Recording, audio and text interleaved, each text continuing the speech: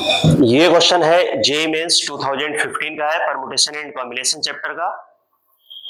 इसमें ये कह रहे हैं कि the number of points having both coordinates as integers that lie inside the interior of the triangle with vertices 0 0 0,41 and 41, 0। तो इसमें अपने को क्या करना है कि ये जो ट्रायंगल बन रहा है, ये जो पॉइंट्स दे रखे हैं, ये हो गया है 0 0 और ये पॉइंट है 41,0 और ये है 0,41। ये आ गया। जो ट्रायंगल है वो ये बन गया है और जो पॉइंट्स हैं वो इसके अंदर है। मतलब ये मान लो कि अल्फा बीटा ये इसके अंदर, और अल्फा बीटा जो है वो अल्फा भी इंटीजर है और बीटा भी इंटीजर है। अगर आप इस लाइन की बात करें तो ये जो लाइन होगी वो होगी x y 41, double intercept form लगा रहे हैं, x by a plus y by b equals to 1।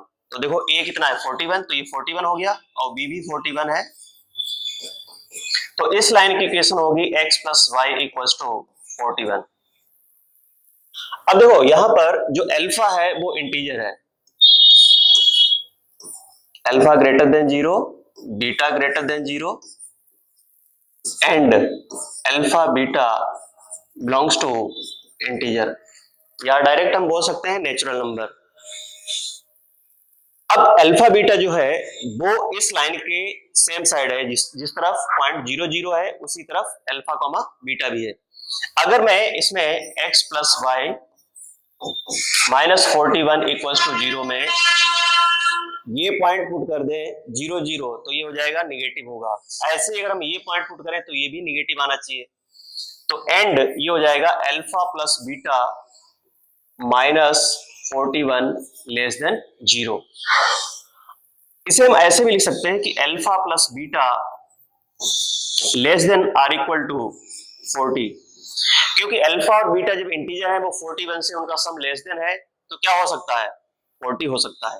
तो less than or equal to 40 मैंने लिख दिया। अब देखो अल्फा और बीटा क्या है, यहाँ पर नेचुरल नंबर है, तो मैं इन्हें एक एक वैल्यू और दे देता हूं। तो मैंने अल्फा को एक वैल्यू दे दी है और बीटा को भी यहीं से दे दी है। या ऐसा कर लो, इसे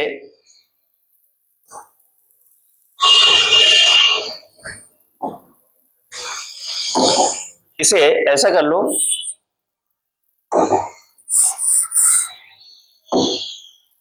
इसे ऐसे लिख दो, alpha plus beta plus lambda equals to 40। अब अल्फा और बीटा को एक एक वैल्यू दे दो, यहां पर ये हो जाएगा alpha dash plus beta dash plus lambda equals to 38। क्योंकि मैंने यहां से एक एक, ऐसे मान लो कि ये 40 कॉइन है और एक एक कॉइन इन्हें दे दिया। तो अब अल्फा डैश को और बीटा डैश को अगर हम 0 0 भी दे दें तो उस केस में भी अल्फा के पास क्या होगा, एक वैल्यू आ जाएगी। अब अपने को क्या फाइंड करना है, number of non negative integral solution इसके।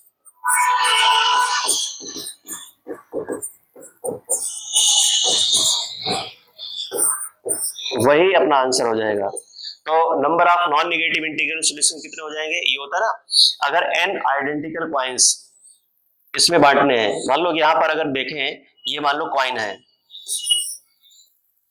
तो ये हो गया n इक्वल्स टू 38 और r हो गया 3, क्योंकि 1 2 3 ये 3 है, तो ये होता है n प्लस आर माइनस 1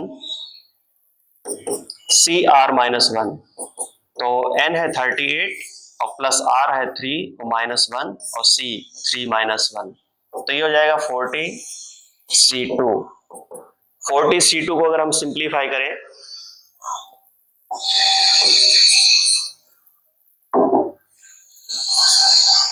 ये हो जाएगा 40 इंटू 39 डिवाइडेड बाई 2, तो ये हो जाएगा 20 और ये हो जाएगा 2 इंटू 39 78 और इंटू 10 तो 780 आ जाएगा।